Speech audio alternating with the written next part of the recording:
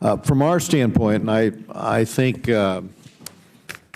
it's pretty clear to the members here, our goal is to get a resolution to this thing as quickly as possible, to get some measure of reconciliation.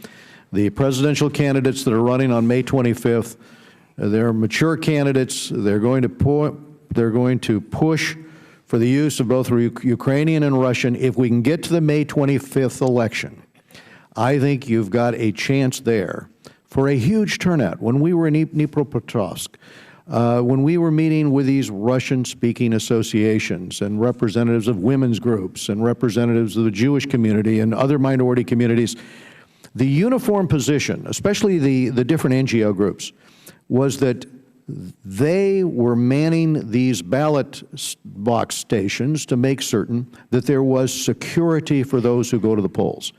Now, if you get the kind of turnout that at least we see in polling is anticipated, and you have this presidential election followed by the election of local representatives from every district, and I think we're on our way potentially to a system where we can begin to de-escalate this. We have one big problem for the attempt by journalists to cover this story in the East, and that is the disappearance of these journalists. We've got several journalists who have been disappeared by Russian separatists, taking them in custody. And the campaign of intimidation, of course, is intended to shutter all indigenous outlets for uncensored news and information. You've already got a seizure of the local broadcasting systems. So suddenly it becomes very, very important to support journalists going in to cover this election and also to counter Russian propaganda. And that takes me to an issue I wanted to talk to Ambassador Nuland about. The propaganda that you hear coming out of that part of the world is really an overdrive. Our committee recently passed legislation that's now signed into law directing U.S. international broadcasts to be ramped up.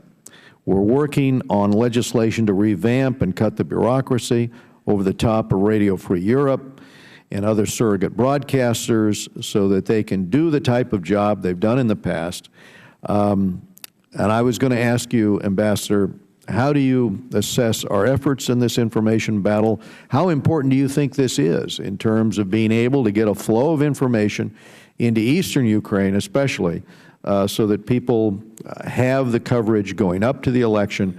Because I think once the election occurs, and the other thing I'll ask you to comment on, President Putin said, in reference to the May election, as you quoted him, that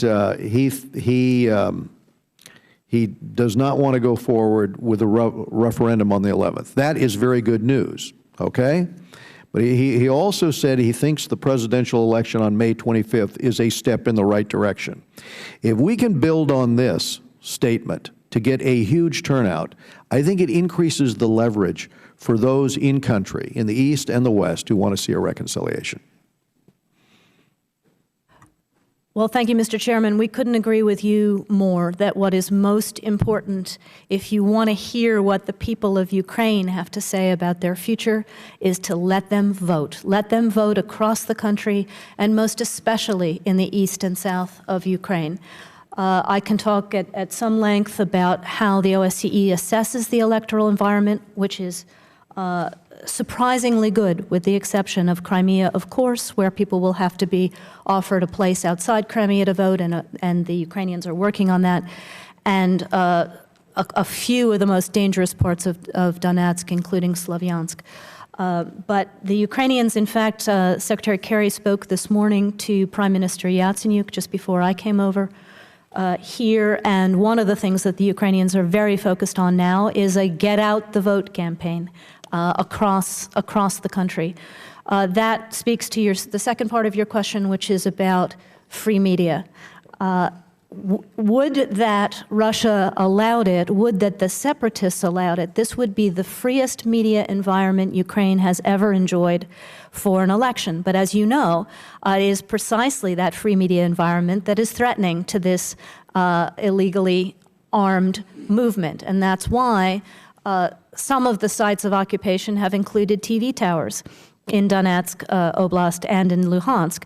The government's made a good effort to try to reclaim some of those, but when separatists seize TV towers, they close out plurality of voices, and the Russian propaganda megaphone is the only thing that can be heard.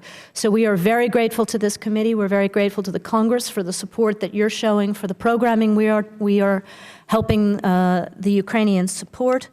We recently increased by $1.5 million our support to Ukrainian government efforts to help prepare for the election and get truth out across. We're also, as you know, running and working on a very intensive effort with our allies and partners to support those voices trying to correct Russia's false narratives. I think you've probably seen our United for Ukraine campaign, which is now only 5% government content. The other 95% is taken up by global supporters of Ukraine. So these efforts are very important, but we're going to have to do more if we are now back to the future and in a propaganda environment where truth is not an obstacle. You gave us some numbers on the number of election observers that were being fielded out of by NGO groups in the U.S., and there's several thousand coming from Europe.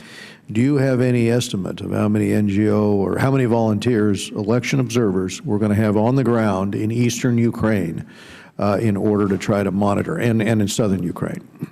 I don't yet have a breakdown from the OSCE on their monitor posture, but I think it'll be distributed across the country. With 1,000 OSCE across the country, we would expect at least 500 of those in the south and the east. But that's the OSCE alone. As I said, we are supporting some 3,300 indigenous Ukrainian NGO observers, and they will be spread across the country. And that's before you get to what IRI, NDI, and like institutions across Europe and from other countries will send. So as I said, we expect this to be the best observed election in the transatlantic space since the end of the Cold War per capita. Thank you, Ambassador Nuland.